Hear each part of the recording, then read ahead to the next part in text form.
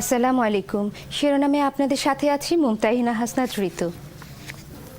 ফিলিস্তিনি মুক্তি সংগ্রামের কিংবদন্তি নেতা ইয়াসির আরাফাত আর নেই। ইন্না লিল্লাহি ওয়া ইন্না ইলাইহি রাজিউন। তার বয়স হয়েছিল ৭৫ বছর। বাংলাদেশ সময় আজ সকাল 8:30টায় প্যারিসের সামরিক হাসপাতাল কর্তৃপক্ষ তার মৃত্যুর খবর নিশ্চিত করেছে। আরাফাতের মৃত্যুতে বাংলাদেশ সহ সারা বিশ্বে নেমে এসেছে গভীর শোকের ছায়া। ইয়াসির আরাফাতের মৃত্যুতে আজ থেকে ৩ দিনের রাষ্ট্রীয় শোক ঘোষণা করেছে সরকার। দুপুরে এক সরকারি তথ্য বিবরণীতে আরও জানানো হয়, এই ৩ দিন সব সরকারি, স্বায়ত্তশাসিত ও বেসরকারি ভবন সহ বিভিন্ন দেশে বাংলাদেশি দূতাবাসে জাতীয় পতাকা অর্ধনমিত রাখা হবে। এদিকে সারা বিশ্বের মতো আরাফাতের মৃত্যুতে শোকাহত বাংলাদেশের কোটি কোটি মানুষ। আব্দুল মজিদ নামের এক পাথর শ্রমিককে গুলি করে মেরেছে ভারতীয় সীমান্তরক্ষী বাহিনী বিএসএফ। সিলেটের জাফলং পাথর কোয়ারিতে আজ সকাল 8:30টার দিকে এই ঘটনা ঘটে। এতে আহত হয়েছে আরও ৩ শ্রমিক। ইরাকের খবর। বাগদাদের কেন্দ্রস্থলে আজ এক গাড়ি বোমা বিস্ফোরণে মারা গেছে ১৭ ইরাকি।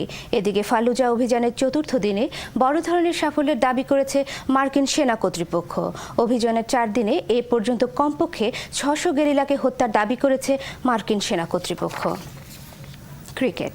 কর্পোরেট লিগের কাপ পর্বে গ্রামীণফোন ও বিমানের মধ্যকার আজকের ফাইনাল খেলাটি স্থগিত ঘোষণা করা হয়েছে।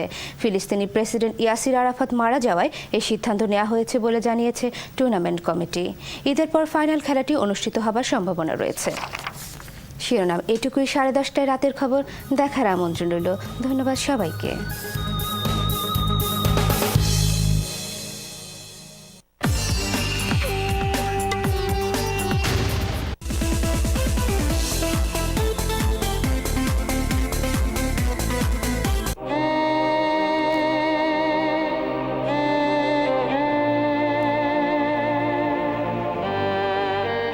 প্যালেস্টাইনের মুক্তিকামী জনগণের অবিসংবাদিত নেতা, বাংলাদেশের অকৃত্রিম বন্ধু ইয়াসির আরাফাতের মৃত্যুতে এনটিভির বিশেষ অনুষ্ঠান অবিসংবাদিত আরাফাত দেখবেন আগামীকাল দুপুর 2টা বেজে 35 মিনিটে।